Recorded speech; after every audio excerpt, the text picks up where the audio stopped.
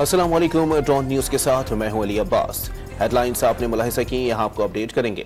मानसेहरा में हजारा मोटरवे पर बस उलटने से 5 मुसाफिर जाँ बहार, 4 जख्मी हो गए। पुलिस के मुताबिक फिसलन के बाइस बस हादसा पेश आया। लाशों और जख्मियों को किंग अब्दुल्ला अस्पताल मुंतकिल कर दिया गया।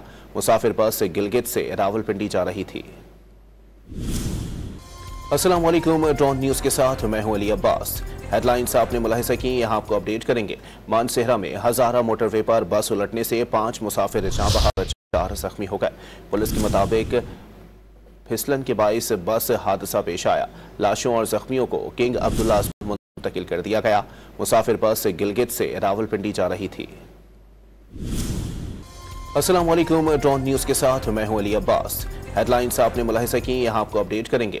मानसेहरा में हजारा मोटरवे पर बस उलटने से 5 मुसाफिर जाँ बहार, 4 जख्मी हो गए। पुलिस के मुताबिक फिसलन के बाइस बस हादसा पेश आया। लाशों और जख्मियों को किंग अब्दुल्ला अस्पताल मुंतकिल कर दिया गया। मुसाफिर बस गिलगित से रावलपिंडी जा रही थी।